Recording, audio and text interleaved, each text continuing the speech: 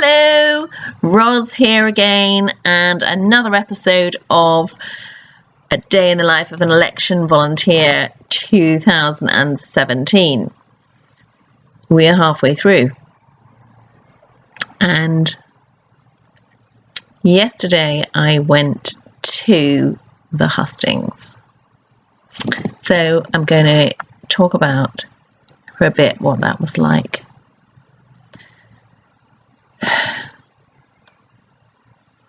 If you go to the hustings all the time, this is very basic. If you've never been to hustings, it's another thing to encourage you to take an interest in. What are the hustings? Well, all over the UK this is taking place, and whether it's in a church or a town hall or a village hall, every candidate who is standing to be elected is present and given an equal amount of time. And as many members of the public want to theoretically show up, can squeeze in, and they're not there to do speeches or anything else. They are there to take questions from their constituents, or hopefully future constituents.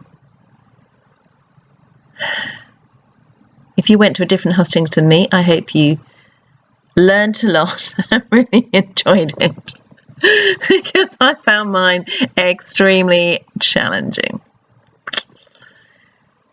Never have I gone into such a tense, hate-filled room. I mean, okay. 75% of my constituency, or the one I live in, voted to remain in the UK. Okay. We had Conservative, Labour, Lib Dem, UKIP and Green. And you will, in your area, just have as many as are up for election, including, obviously, the incumbent MP. Well, it would be very brave to fight UKIP as UKIP anywhere, but particularly in a place that voted 75% to remain. And most or a lot of UKIP people did not want to fight this election. They just wanted to give those, hopefully to give those in their minds, votes to the Tories. So we all know that UKIP isn't fighting the vast majority of seats, so they know they're not going to get into power, but they are giving people an option to vote. And people often will complain if you don't have a particular party in your constituency. People say, well, I don't have a choice to vote for that party. So really that's all he was doing. He knew he wasn't going to get in. He was giving people an opportunity, and it was somebody who had been living in the constituency for all his life, so he had a lot of experience in our area. And he started, when the first question came, he asked for people to keep an open mind, give him a chance. Oh gosh, you know, he wasn't a bad person, but he was yelled at, screamed at, heckled, fought. And I thought, gosh, the guy's really only, I mean, why would you do it? He was in the lion's den. I wouldn't say that the Labour candidate even got it that easy, or the Tories. In fact, Lib Dem, who don't usually get anywhere, but they had a lot of support because they are fighting the whole Brexit thing and trying to make it softer rather than harder. I just came away really sad, because I love the idea of democracy being that we can all put our points of view, and then you put something to a vote. This probably comes from what I was taught at school, and you might not like the way the vote goes. It might not go your way, and this is life. since school and votes, you have to live with it when it doesn't go your way. You don't attack the people who voted a different way. You don't attack the winner. You don't ask for a recount. You might be unhappy, you might need a little cry, and then you get on with it.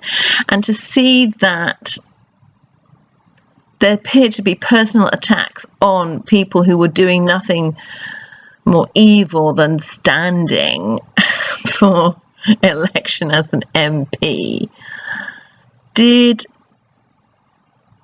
the audience and the audience members, in my opinion, did them no credit. And I'm not pointing at any particular side, because that would make me like that too. But hustings should be something where you learn a lot, you begin to see how much a candidate may actually know about your local area as well as about national politics.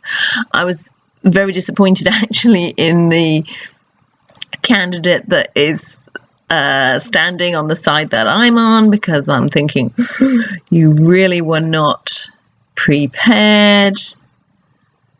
You even said at one point you didn't know what was in your party's manifesto, when obviously they're all out, and you're supposed to be explaining the point of why some things are in the manifesto that are there. So you can't say, oh, well, I don't know what's in there, when somebody's quoting it to you from the floor. There were a couple of really big gaffes that the other side has made in the press, and there are inconsistencies, and none of this was raised.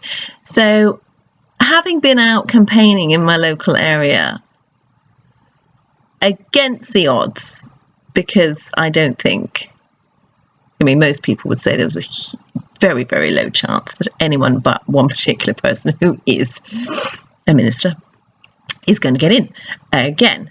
But I wanted to put my support out for the party that I believed in. Seeing how he was ridiculed, he was so new, he missed some golden opportunities, and he talked about himself maybe more than about particular policies.